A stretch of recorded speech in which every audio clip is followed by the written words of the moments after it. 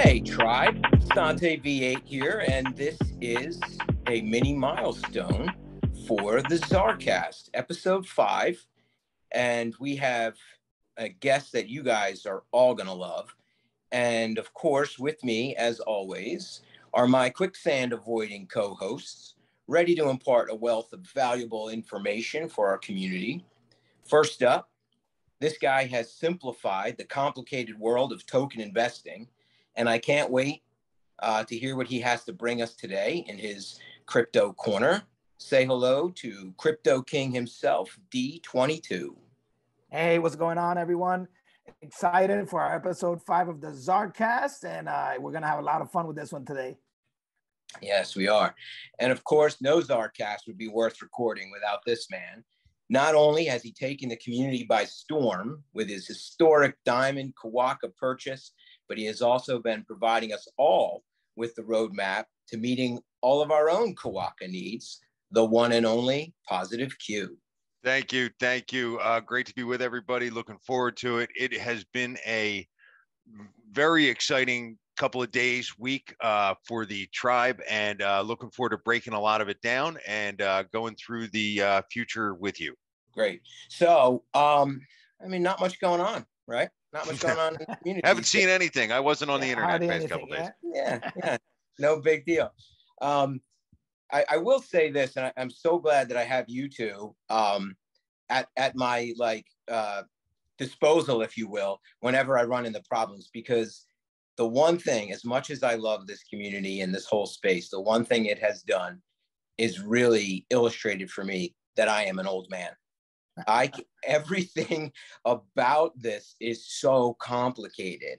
I knew I was becoming an old man like a year ago when I started to just unnecessarily make this noise every time I jumped into bed at the end of the day. It was just kind of like this, like for no reason at all. And I had to like train myself out of that. Like, don't make the noise. And I'm in, covers are on. All right, good. So I'm done with that noise. But like now with this, everything, last night, we'll talk a little bit about the land situation, but just trying to reserve my plots. I'm like, I'm texting Dr. Doofus on one side, and then I'm hitting up Positive Q in the chat, like, hey, how do you do this? Because I saw he had already purchased or he had already reserved his.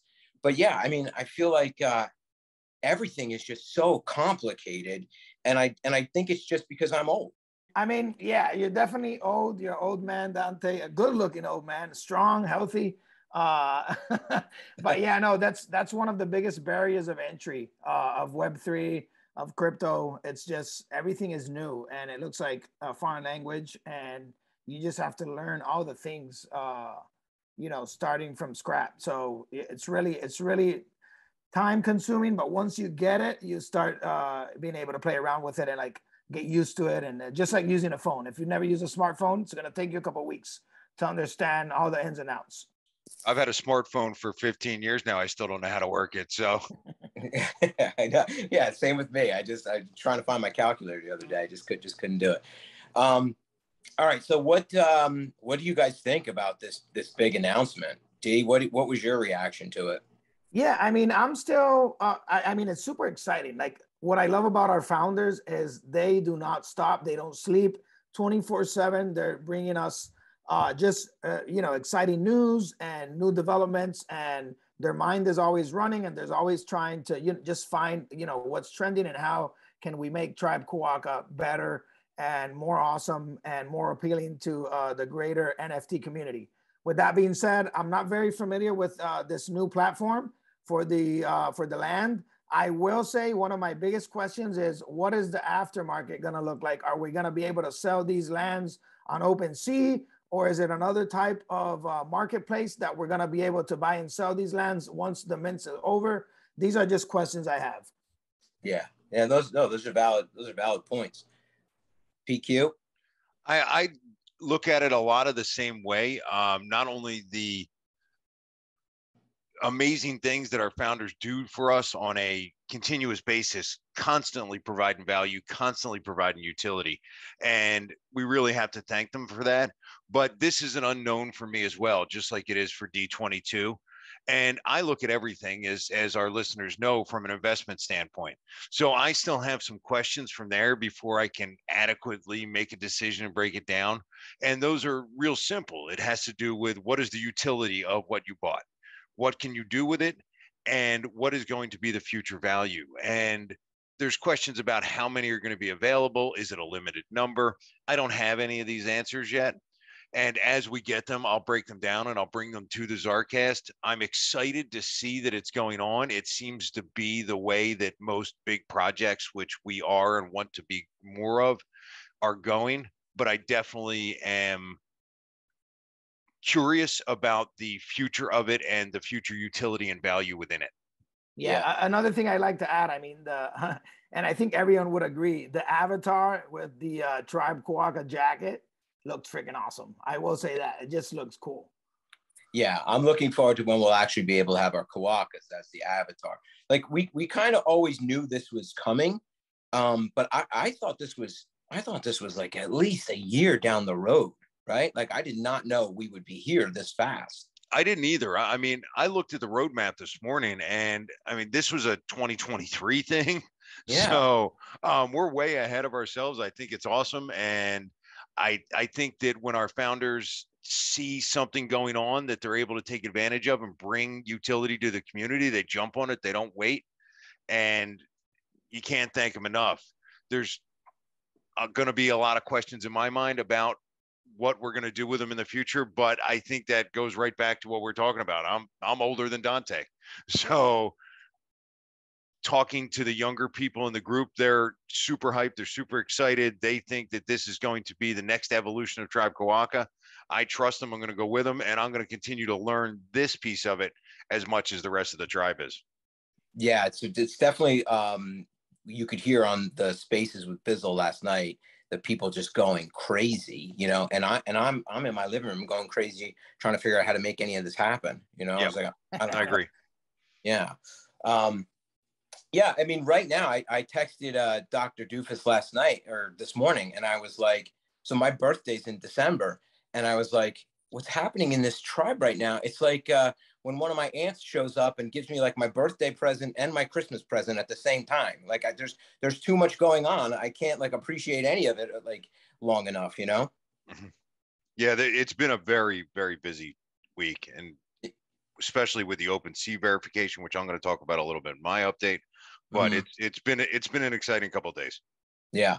All right. Well, speaking of that, we are moving into the crypto corner with our man D22, and that was a question I had for him. So about being verified, the significance of that, to break that down for Tribe. So you want me to kick that over to you, PQ, or Dave's information is just as good as mine. Keep it anywhere you like.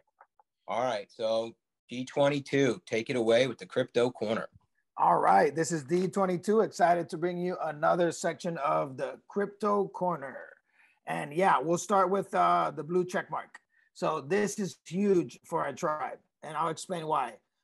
First of all, I want to say this about crypto. Lots of people call cryptocurrency the biggest transfer of wealth we've seen in the last couple of decades. So what that means is there's a lot of wealth to be made, because a lot of people that get in early on the projects that are highly successful and end up being the next Googles and Facebooks of our time are stand to benefit amazingly because of their investments at this early stage. With that being said, there's already been a lot of wealth created, right? People that did not come from wealthy families, that did not have big investments, but they got into Ethereum, they got into Bitcoin, they got into NFTs, the Bored Apes, or whichever other successful projects, and they've created a vast amount of wealth, right? These big whales, as you would call them, look for that blue check mark. If they're gonna put their money to work, you better believe they're waiting for that blue check mark to be able to make a hefty investment. And so I think this will open the door for Tribe Quokka to welcome many new members into the tribe, especially many wealthy members that are going to be willing to put up a pretty dime and invest heavily in Tribe Quokka. So we should all pull our Quokkas off the floor right now and then relist them for much, much higher. Oh, 100%. Yes. And listen, I said it the other day on the Zar. You kind of got to look at it like as if us members of the tribe, we're in business together. We literally own a piece of this business, right? It's like owning a share of a company. But the only thing is, like with NFTs, we decide the floor. Like if no one would post, at 0.5, but everyone decides to put it at 1 ETH, our floor all of a sudden is 1 ETH. That doesn't guarantee there's going to be people willing to buy it. I'm just saying we really have a vote in what the floor looks like and how much we're willing to sell one of our Quokkas. Perfect example, Diamond Fur. And I know you're going to touch on this a little later, Positive Q, but I mean, the people that hold Diamond Furs, dude, I mean, I personally witnessed Positive Q offering, I don't remember if, it was a little, if it was $8,000 or 8 ETH. I'm still not clear on because it was late. I think we were both had a couple of drinks, so I really can't guarantee if it was 8 ETH or 8,000. But I mean, I saw someone just straight up, say no to that big offer for one Quokka that they had minted for $200. And so there's not a lot of people that are willing to invest $200 and then not sell when $8,000 are right in front of. That's a 40x invest, return on your investment. And so, like we really decide, what these things are worth. I think PQ is going to break down the way to make that happen for us in a little bit. All right. So what's going on right now with Ethereum? I've been checking it regularly and I see like it's come down just a little bit after shooting up regularly day after day. What's happening here? Yeah, so I don't know if you guys remember on our first episode of, on our first section of the Crypto Corner, I talked about support and resistance. At that time, Ethereum was around $1,000. The resistance was heavy, real close to the 1,300 mark. And so once we broke that $1,300 mark, what happens is, we're kind of in free range where the market is deciding, all right, are we going to keep going to our next resistance or is there going to be another resistance made after this big move? And so what we saw with Ethereum is, the bear market hit. There was a huge sell-off. We had Celsius, declaring bankruptcy. We had all these big companies stopping withdrawals. Everyone got scared and started selling their crypto. Prices went down. Ethereum broke the 1,300 and their next resistance is at $1,800, give or take. And so that gap between 13 and 18, it's anyone's guess, right? If it's going to hit 18 and then retrace, or if we're going to find a new resistance at 16, 15. Right now, we've already passed the 1,600. As we speak, we're sitting at around 1,550. And so, I mean, I would be conservative. I would say this. If you're looking to buy Ethereum long-term and you don't care about the weekly, even monthly fluctuations, we're still at a great price. Ethereum will most certainly break its all-time high of 4,800 someday. When that day is going to happen, I don't know if it's going to be 1, 2, 3 years from now. But if you're looking at a long-term investment, I mean, 1,500 is a great price. Obviously, you saw it dip to 1,000. There's a real strong support of Ethereum at 1,000. So if you're holding, a decent amount of money and just waiting for a dip, I would wait for the 1,000, 1,100 mark and then just buy it because it's not going to go much lower than that. All right. Good info. Did you have anything else for the corner? Yeah, absolutely. So real quick with the Crypto Corner today, I wanted to talk a little bit about DeFi. And so for those of you that don't know what this means, DeFi is decentralized finance. And so this big movement of Web3, it's all about peer-to-peer economy. It's about creators owning their assets, owning their rights, and not having to submit to the governing authorities, which try to take all the profits out of the products or services. With that being said, I remember my journey in crypto where someone told me about Bitcoin. I started buying it. It went up like crazy. and I got all excited. Then the bear market came and I got depressed, and like, you know, I went through the up and downs of a, you know, a bull market and a bear market. But just like you were saying earlier, Dante, like I felt, oh, like this was like literally Chinese, right? I don't know how to talk Chinese. And so I was looking at, you know, what a wallet address meant, and like, how can I trust sending whatever it may be, you know, a couple $1,000s to this random address? I mean, it kind of freaks you out, right? But that's what the decentralized finance is all about. It's about you owning, right? You own your password. You don't need a bank. You don't need someone else to take care of your holdings. You are the sole custodian of your keys, of your password. And as long as you keep that safe, you know, you're the only one that can access these funds on the internet. You know, I would call cryptocurrency, you know, a way of moving value in the internet age. That's what this is, right? And so in DeFi, what you have is there's a couple of real interesting things that it took me a couple of years to discover, but I want to share these with you guys, and I'll be as quick as I can because I can go for hours talking about this stuff. But I don't know if you guys were aware of this, but in DeFi, you can get loans just like in the traditional market. But here's the difference. In a traditional market, you have to go apply for a loan. You have to go through credit checks. You have to go probably personally to the bank, submit your IDs and your income and proof of income and just all these processes. And you got underwriters and you got credit checkers. And this is just a long, tedious process. And then you have the people on the other side that are lending the money, sometimes, right, charging exuberant amounts of interest. And so what Web3 has done, and DeFi specifically, is that they're breaking that barrier where people are just saying, we're fed up and we don't want to pay these high interest prices. And so with DeFi, you can literally take out a loan on the internet without putting any type of ID. They just ask for some type of collateral, and different sites vary on what type of collateral they accept. But I'll share my experience. The first time I did this, I was terrified. I didn't trust sending my Bitcoin to anyone. I was like, man, what happens if I send this over and these people just disappear? Anyway, I took a leap of faith and I did it. I sent some Bitcoin to a company called BlockFi. The only reason I did that was because I screened them. I read about the founders. They were associated with the Winklevoss brothers, which are big in crypto, and they were backed by them as well. Anyway, what you can do is you send your Bitcoin or Ethereum or sometimes other tokens as well to this protocol or this centralized company. BlockFi is a centralized company because it has founders. It has, it's not just a computer program running the numbers, but you send your collateral and they give you a loan on your collateral. And these loans are anywhere from 1% to 5% to 8%. What's amazing to me is that I've been in business for a little over 5 years. And even to this day, the bank that I do business with every single day, I deposit all the money that comes to my business, I deposit in this bank.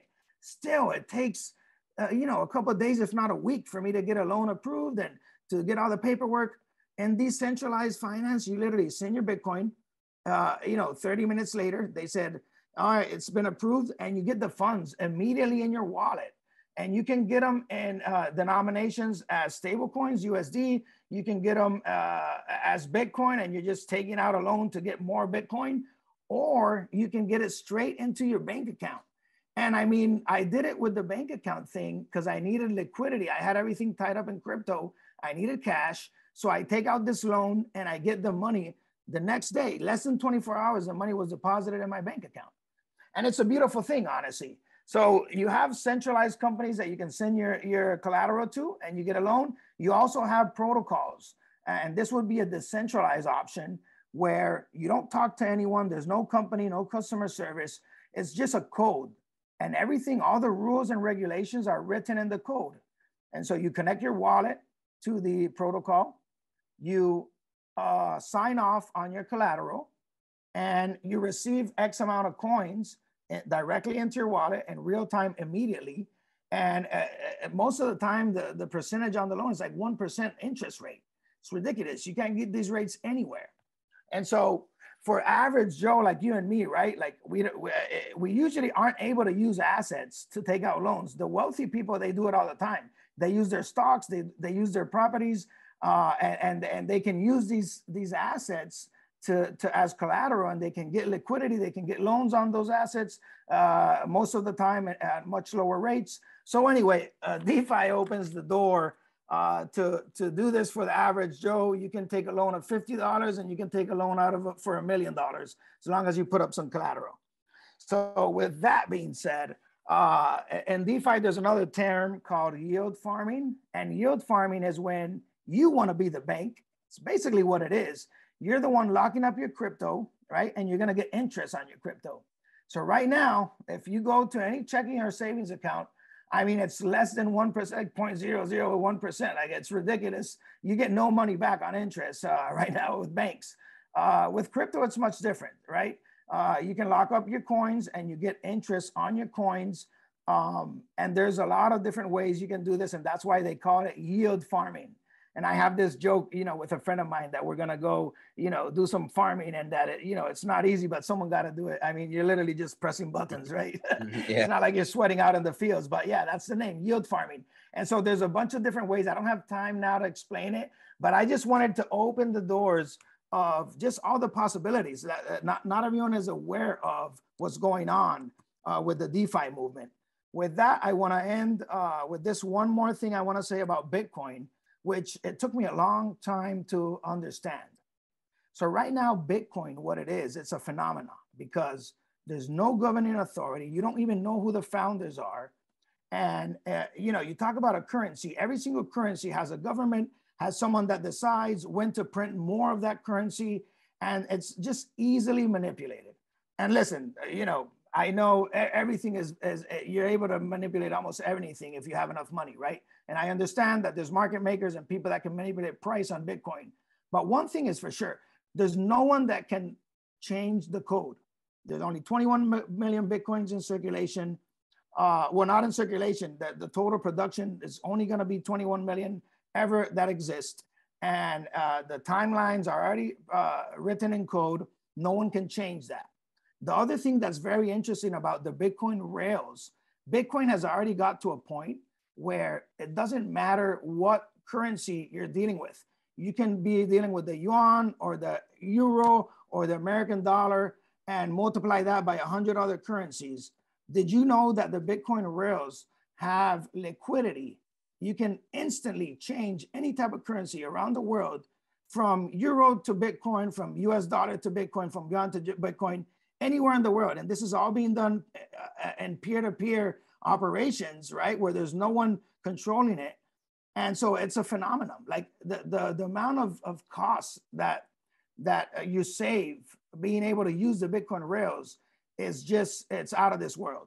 One last fun fact. I was reading this article from 2020.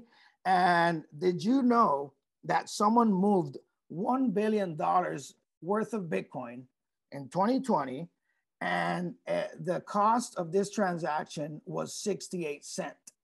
So they moved $1.1 billion from, I don't know if they were in US and they moved it to Africa. It doesn't really matter. That's the beauty about Bitcoin, is that you can move money anywhere in the world very cheaply. Doesn't matter the amount. Another fun fact, it's impossible to send $5 to Africa because it costs more than $5 to send it to Africa. But with Bitcoin, you can send $5 and it's going to cost you like 60 cents, but it's still more affordable. And so I'll leave you with that. A lot of fun facts, lots of interesting things that are going behind the scenes in the DeFi world.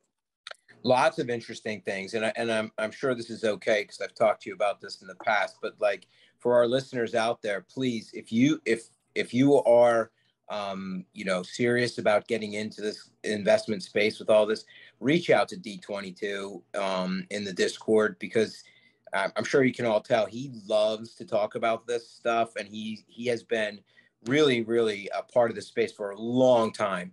So he will steer you in the right direction. So yeah, if this is something you're into getting into, reach out. Yeah, and on a side note, this is not financial advice. We got to protect ourselves in that. I'm just giving my opinions on all this stuff. And absolutely anyone I can help, especially from our community and Tribe Quokka, I'd be more than glad to do that.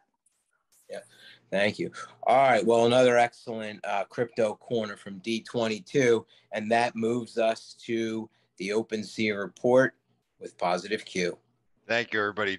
D22, thank you once again for all that information, which is, I work in banking, and a lot of that is new to me, so it was very interesting to listen to. I really appreciate it. Yes, sir.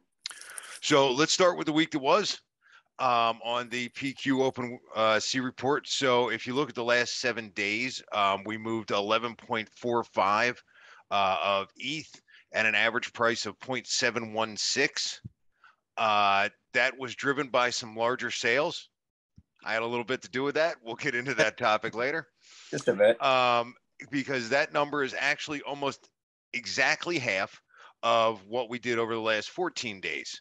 So over the last 14 days, we also moved 11.3 ETH at an average price of 0.65. We are holding to a floor of 0.41 right now. I believe we're 0.43 last week when we did this report, but it was also good to see that I had done the first piece of where I thought the support was in the Quokka community. When we talk about support, I know D22 talks about it all the time in crypto, but I was trying to establish what I think is the number that if you see Quokka starting going below that, they're getting immediately snatched up. And I had set that number at 0.4. And coincidentally, within a day or two after, I think even maybe before the ZarCast was out, there was a couple Quokkas that got listed at 0.38 and were gone within 20 minutes. Yeah. So I felt good that the support level held. I feel good about that price right now. And I think people have established that 0.4. Obviously, when ETH was lower, we did see an uptick in the floor all the way to almost 0.9. And I think that we're going to see the reverse reaction now of the lowering floor to the 0.4 level. And the reason why, and I talked to a lot of people, a lot of days about value and things like that. And even D22 and I had a conversation just yesterday about a value on a Quokka. And I came in a little lower than where he thought. And because I think the increase in ETH over the past 2 weeks is actually going to drive down some of the offers we're receiving. Because if you didn't have the ETH already in your wallet and you got that increase in value as ETH went up, then you're going to start to have to bring down your expectations a little bit because you have to take money out of your bank account to go get it now. And you're buying it at a higher level. And I think that's going to slow down our sales a little bit over the next couple of weeks until we see a level out in ETH price. And it's probably going to bring more of our floor down to that 0.4 level than we had seen in the past. So a little heads up for the future. If anybody asks me for a value, or if you start seeing lower floor prices, more listed at 0.4, 0.5, don't panic. It's not a bad thing. It's just that as ETH has gone up, you're going to start to see a little bit go down. It's the way the market goes sometimes. Ride it out and everybody will be fine. Yeah, when you valued these Quokka, and I think you said 0.75, he was like, well, I had it more at 1, and that's because 0.75 is the new 1 at this moment, right? Like that's where it's at. That's the way we're seeing it. And when I see a lot of our investors and a lot of our community or a lot of buddy coming from the outside, they don't have a large cachet of ETH sitting in a wallet waiting to use it. They're like me. They put it in there. They got, hot, their fingers are on fire, and the next thing you know, they're buying something. So the next time they want to buy something, they'll go and buy more ETH and then go purchase. As ETH goes up, that moving from your bank account gets more expensive, which then brings down some of our prices. And don't worry, D22 didn't listen to me. He's got it listed way above what I told him. So I made a point of looking at that this morning. Yeah. Beauty, hey man, beauty is in the eye of the beholder. That's right. That's right. I always say, I can give a number, but art is subjective. And if you like it, you go get it. No, and listen, like I really appreciate that because listen, we do the ZarCast together. We work, 24/7 in the Zar, the Quokka Zar, but you were still honest with the price, and I really respect that. My whole thing is I'm not looking for immediate liquidity. I'm not in a mad hurry. if I needed to sell that Quokka today, I would probably list it at, the same or a little lower even that you suggested, because that is the reality. You can't look at, what's sold of that same type and expect yours to sell for much more, especially quick. I mean, you got to be reasonable with your expectations. Nope, the market is the market. It's just like houses. It's just like cars. It goes up and down. So, the value, the dollars, the US dollars we're still seeing, they're the same. But in ETH, it's changing a little bit right now as we go through some fluctuations in the ETH market. I did want to go through a couple of floor picks, and I have to give a disclaimer because I had pulled one up this morning, and as I generally do, after I pull them up, I start looking at traits, and then I look at the wallet. And I'm still going to give him credit because it's an awesome Quokka, but I have to put a disclaimer out here that this first one I'm going to talk about happens to belong to Dante. Oh, man. So I found that out after I'd already copied and pasted it to my clipboard. So I decided to give the benefit of the doubt on that one. So the first of the PQ floor picks of the week is Quokka 5633, which is a great looking guy with the afro. I know a lot of people like. He's got the hoop earring, the Adidas jacket, the gold chain, all the cool, like the pieces work together. Everybody hears me talk a lot about the pieces working together and making a cool look. But then he's also got the Terminator eye, the right eye on him is the Terminator look. And I happen to love it. I'm a personal fan. But when you see something like that where it all comes together, it's a cool looking Quokka. It is currently listed at 0.725, and I think that is a great price for this guy. And so he is on the PQ pick of the week list. So I have to ask Dante, did you slip him a little side hustle here so he can promote your Quokka? Yeah, no, absolutely not. But listen, I'm really glad, obviously, that he noticed that one because, it's my Quokka and all, but I am kind of shocked that it's still sticking around. I kept lowering that price based on the price of ETH. And I was like, all right, like, I don't get it. I wouldn't normally sell this guy for 0.75, but no one's biting. So I just kept bringing him down. And I tried pairing him with the animal white that I have out there too. Again, another one I don't really want to part with, but I have my eye on several that are out there. And so I'm just trying to just get some liquidity. And yeah, I was like, oh man, I thought people would really like this guy, but no, I'm not really getting any offers. I think you got him at a great price right now, without a doubt. I think that's a fair price. That's good investment value for the future. And not only that, on a cool looking Quokka, I talk about it a lot. Things match.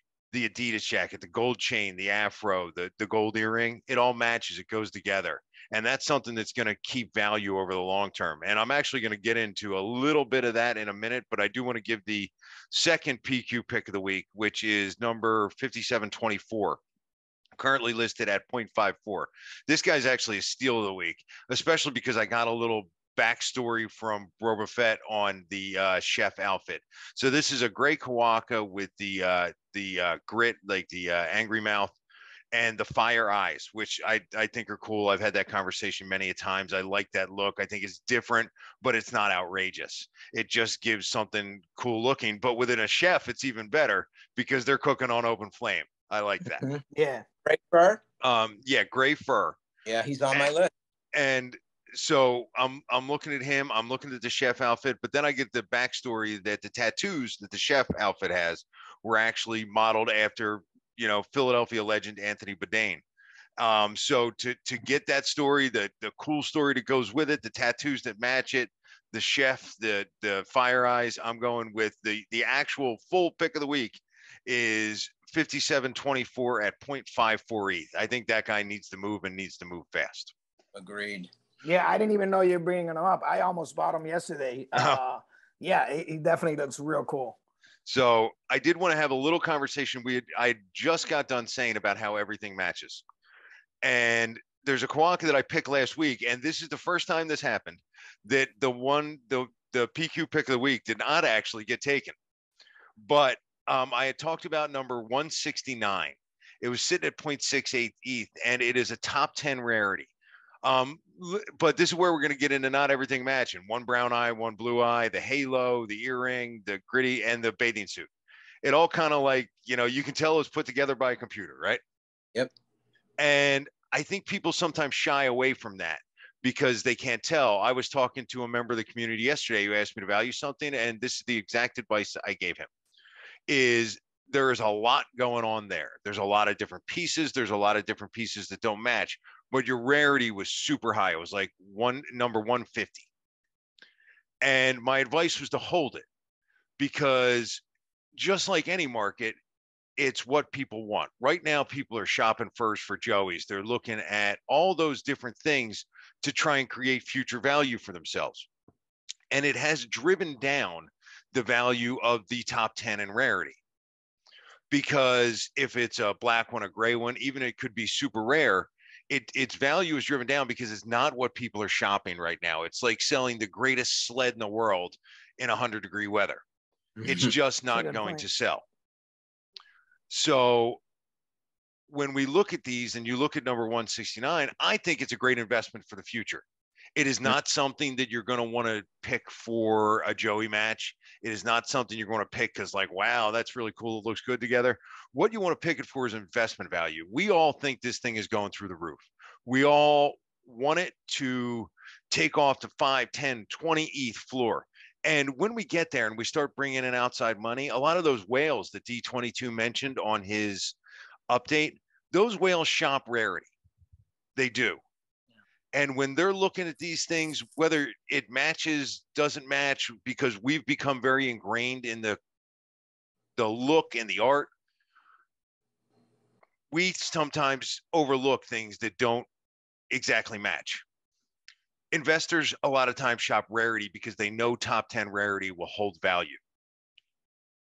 So to circle all the way back around, Quokka number 169, still sitting there at 0.68. He's not the coolest looking guy in the world, but the investment value is there. And remember, you're looking at art, you're looking at investment, and you're looking at community. And you're hitting, two of those markers on this one. So keep it in mind. Yeah, and just to circle all the way back to episode 1 of the ZarCast when we talked about the word clean. That thing is the opposite of what you would say was clean, right? Yes. And that's why it's still there. But I mean, I love that one. I would love to have that one. So I think the investment value is probably the highest on this Quokka. The investment value is probably the highest of the top 20 on the board right now. Mm-hmm. That's my opinion. I mean, this is the first time I've ever brought one up 2 weeks in a row, if it tells you anything. Yeah. So, so I wanted to take a minute at the end and talk about something that happened to me personally over last week. I think it's well known at this point that I was able to, for the first time in our history, shake loose a diamond Quokka from one of our diamond-handed holders. It was a very fun process.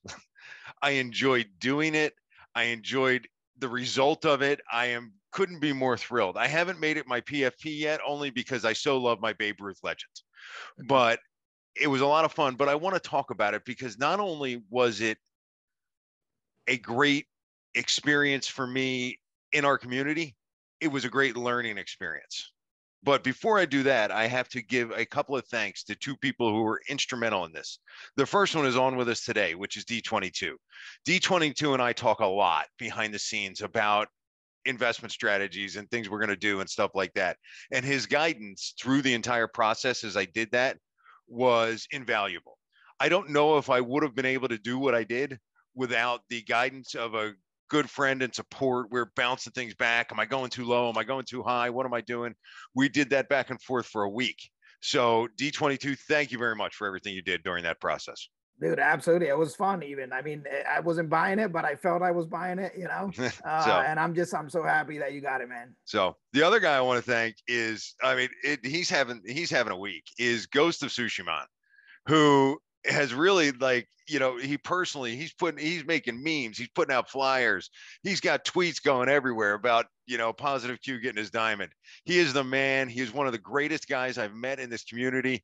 Nice guy, smart guy, helping anybody. I really have enjoyed getting to know him, and he was so helpful to me. And being instrumental in the getting the verification on OpenSea, that is huge. That guy started going at people, started doing things, started shaking trees a little bit, just like he did when we're looking for Quokkas. He started shaking trees, and he was very helpful bringing that home. So my man, Ghost of Tsushima, thank you very much. Yeah, and seriously, shout out to Ghost of Tsushima. Yeah. I don't know if any of you guys have seen Men in Black, but the part where he's they're at the post office and you got this dude working on the post office, but then you realize there's like all these aliens working at the same time, and that's how they do it. That's how I picture Ghost of Tsushima. Like he's tweeting, he's creating memes, he's like, you know, chatting on Discord, he's doing just a buying quokkas, you know, he's doing all the things. The dude has like 8 hands, man. Seriously. he is amazing. He's become he is a great Web3 friend as of right now, and I hope that we are going to be in-person friends very soon. So I cannot wait to meet that guy. So, but I do want to get into what I learned from the process, because it wasn't easy. It took a matter of 3 weeks of putting posts on Discord, of putting messages in not only in the Quokka, but in the den, of starting to shake these things loose, of people who maybe aren't in the community, but I knew we could get the word out to them. If you just put it out there and you get the word out and you start talking about it, then we start seeing things happen. You start seeing movement. The next piece was to go through and start making offers. And Dick Doofus brought this up the other day on the call. I got that Quokka at 4.5 ETH, which was almost half, or a little more than half, of probably what I was willing to do. Yeah. And I have no regrets, by the way, 0, because I made it clear in public what I was willing to pay. And to our members who were on Discord, who I was talking to, who I was making offers with, you know, that was the price I was willing to pay. But I did put offers out there on OpenSea, seeing if I could. I honestly was expecting counter offers when I did it. I was coming from a negotiation tactic of, okay, I'm going to put this offer out there. I'm going to go a little low. You're going to go high. We're going to meet in the middle somewhere. That's what I was thinking would happen. What I ran into was somebody who I caught at the right time, or wasn't that involved in the community, that happened to say, you know what, 4.5 ETH, almost $7,000. Sounds like a great investment for my $200. Bam, done. I got an email. I was asleep on a Spaces at the time, actually. And I woke up to a bunch of messages in the morning on Discord that I had gotten a diamond. So it was a lot of fun. But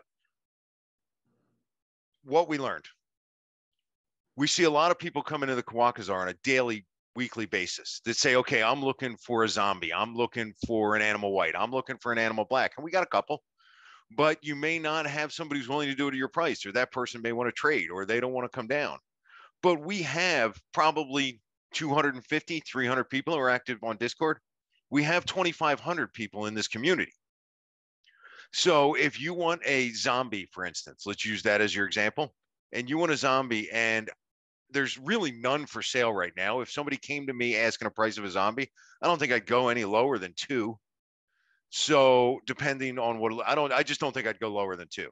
But if you want to try and snag a zombie at 1.5, I suggest you pull up OpenSea, you pull up zombies. I think there's 139 of them. I looked at it earlier and now I forget.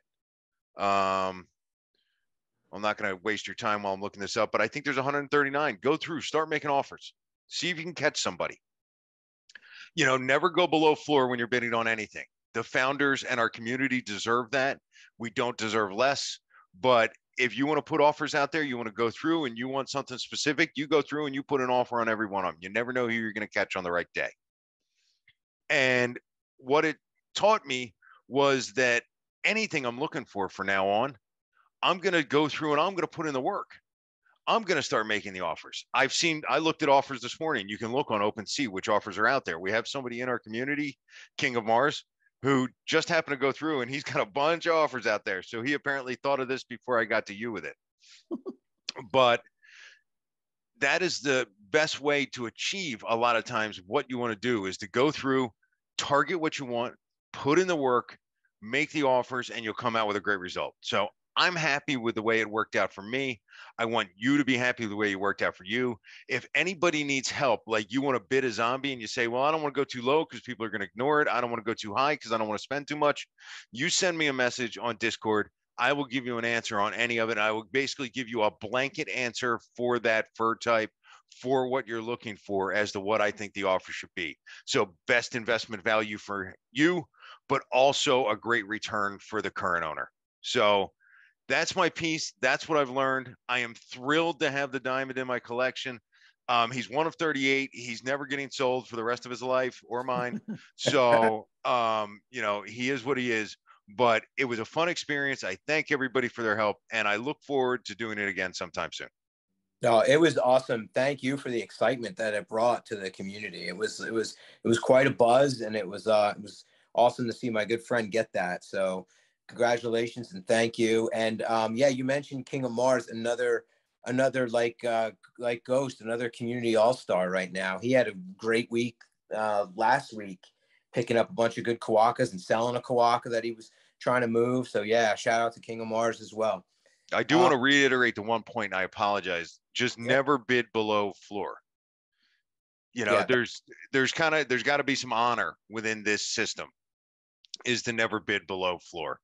You know, Haka Labs, who put us in the position we are in today, and the current owners deserve that.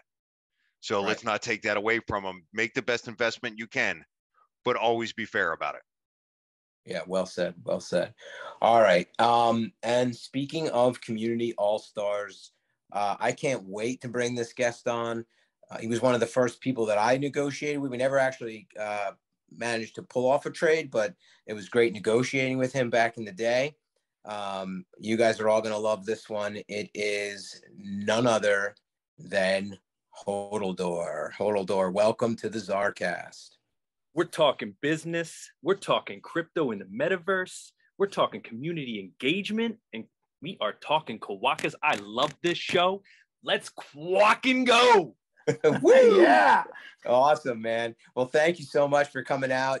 As I said in the intro, you know, you're a huge player in the Zar every single day. You know, you're always really positive. You're making people laugh. You're putting up memes, making deals. So thank you for all you do for the community. So let's talk. We were talking a little bit before we brought you on about the name. What does that mean? Hodldor and yeah, it's Hodldor. So that is a play on Hodor from Game of Thrones, and the term hodl, which is a typical crypto term. I guess legend has it that it's a hold on for dear life, although I've also read that a drunk person was just trying to say hold, and so hodl was born. So combine the two, came up with Hodldor. My original PFP back in the day was Hodor with the Bitcoin laser eyes, and since then we're now Quokka. So you know, yes, Hodldor it is. That's very cool. All right, so how did you become part of Tribe Quokka? Who brought you along, and what made you join up?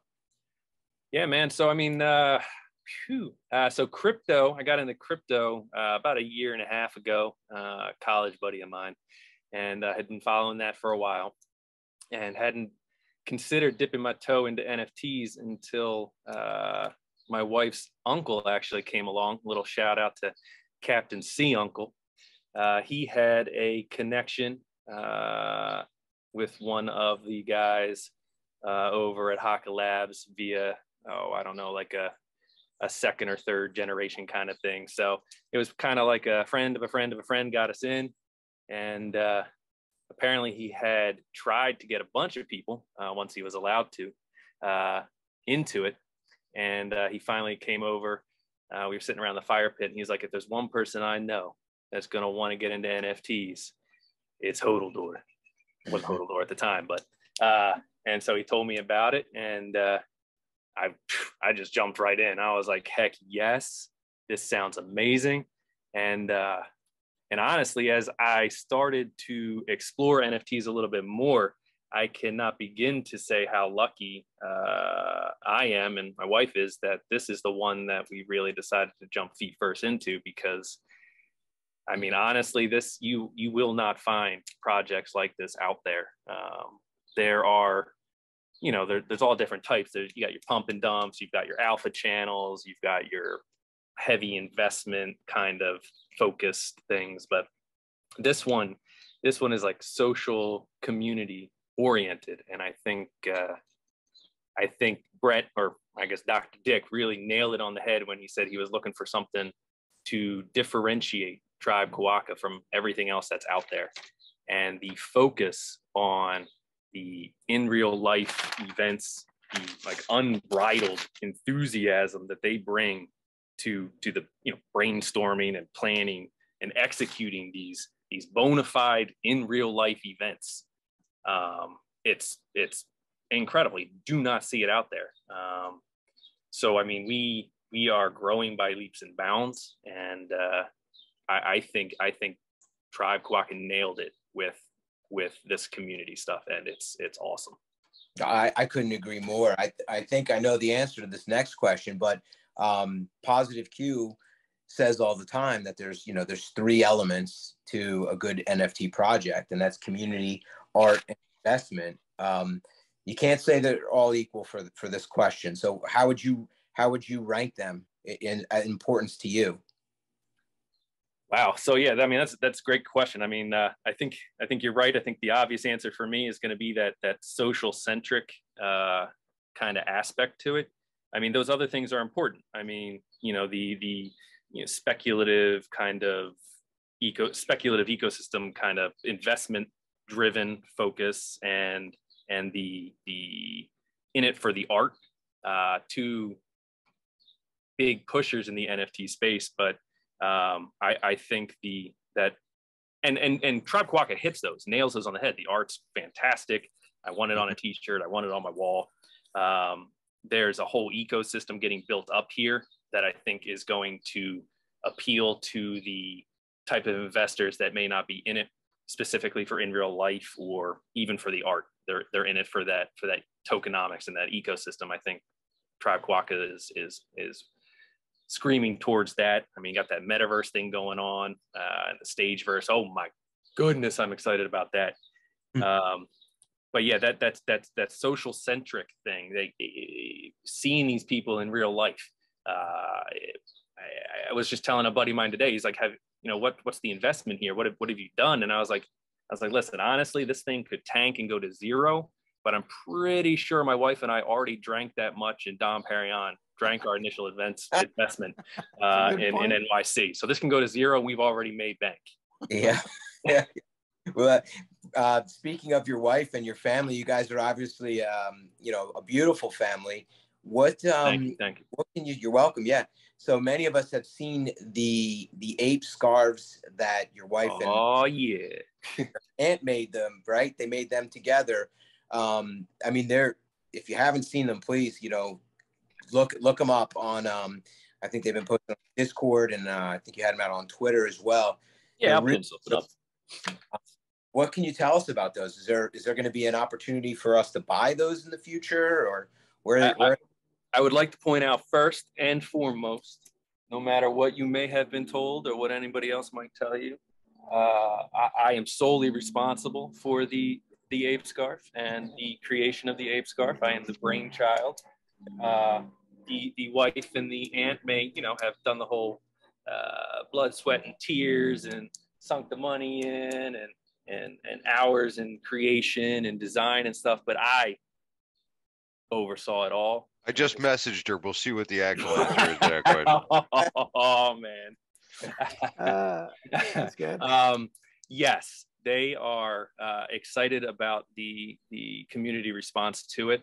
It was quite a hit at NFT NYC. I definitely talked to some interesting characters, had interesting characters approach me just wearing that thing, and they nailed it. My wife and my aunt, when we came up with the idea and we wanted to bring it to NFT NYC, I had in my mind some kind of flimsy little cotton thing with maybe a little plastic ape face on it, and her aunt came over with that thing, and I was just floored. I mean, the material, the handmade face that they put on it, it's pretty awesome, and it is warm, so that is definitely some winter garb right there.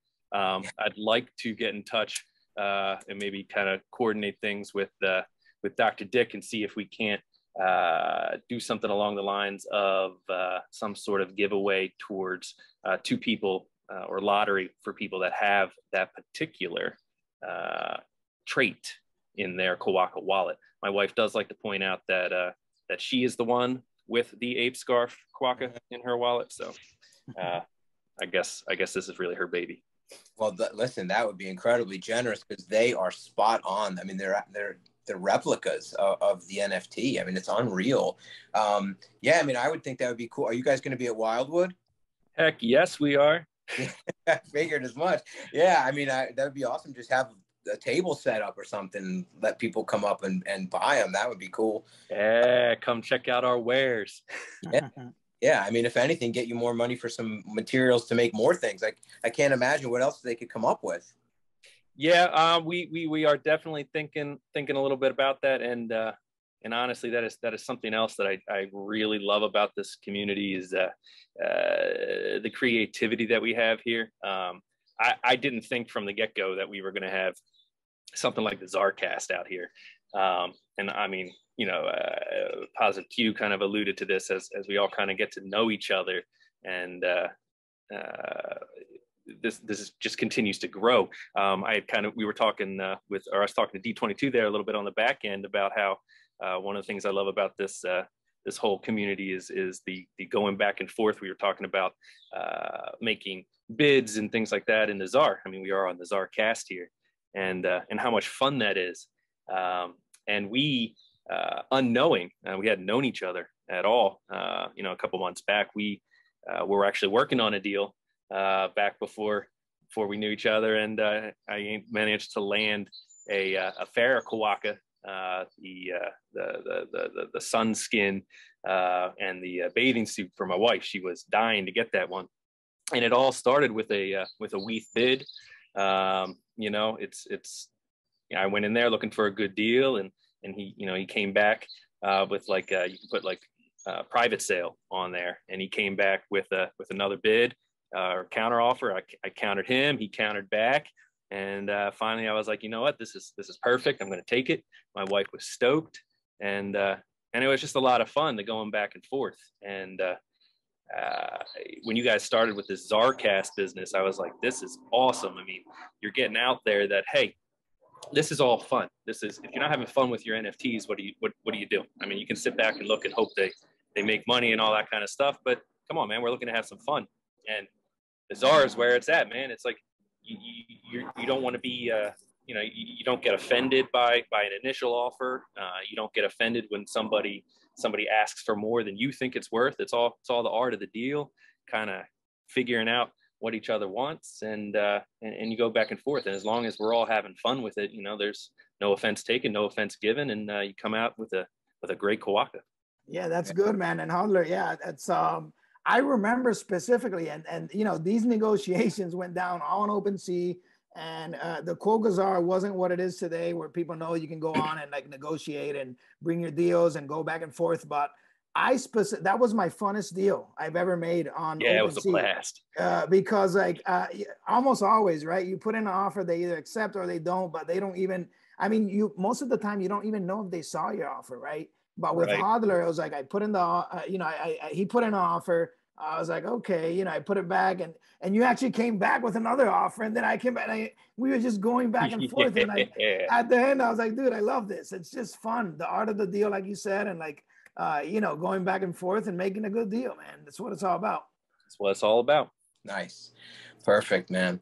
All right, so I have one more question, and then we'll see about maybe playing a little Wheel of ETH with you if you have. If you have the Genesis collection open on OpenSea, that'd be great. I surely do.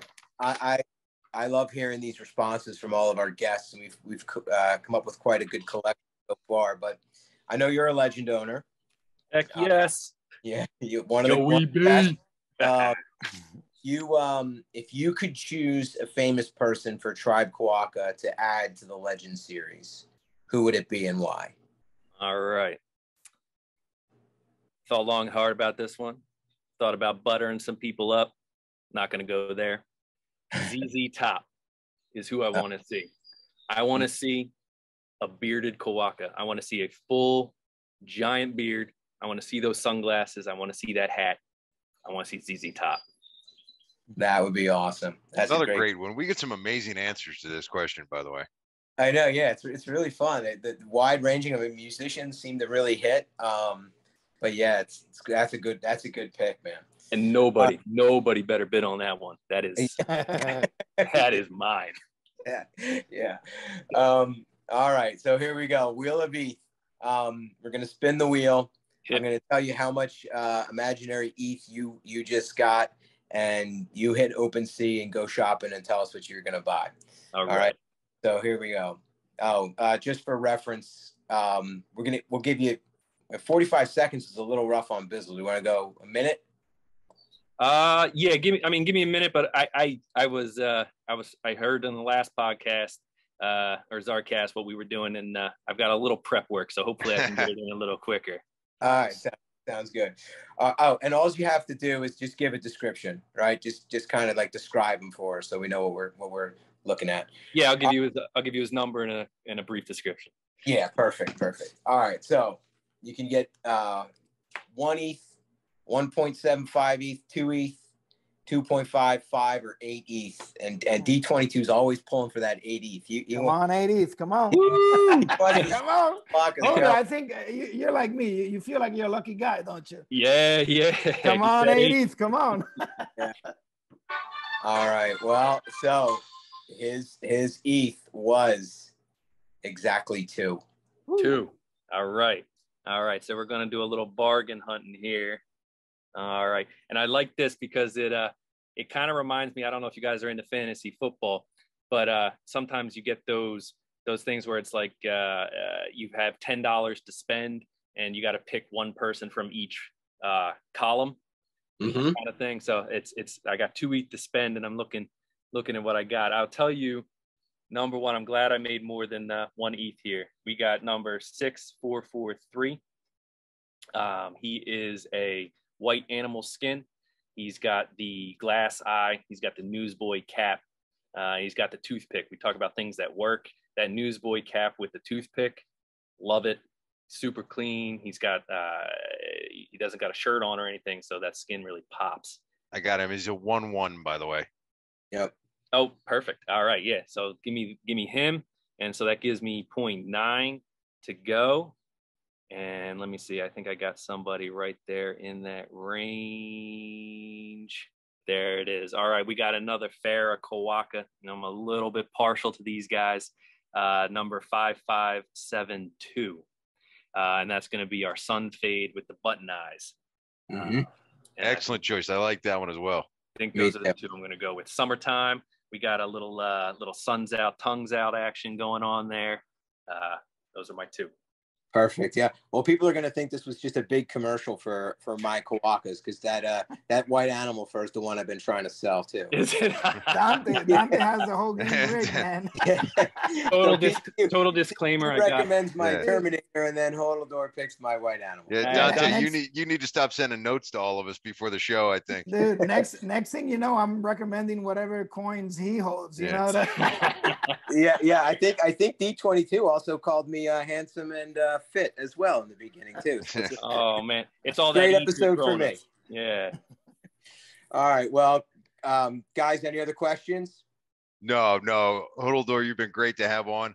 Nice to finally hear your voice. I mean, we've chatted a bunch of times, and it's great to finally talk to you. You are an amazing member of the community, and we thank you for everything you do, but especially coming on here with us today. You're a great guest.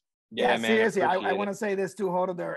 You're the one person, and you can ask Dick Doofus. I don't know if he's going to remember. I'm not just saying this. You're the one person in NYC that I didn't go to the second event. I went to the first one, and I was like, "Where's Hodldor? I want to just say hi to you."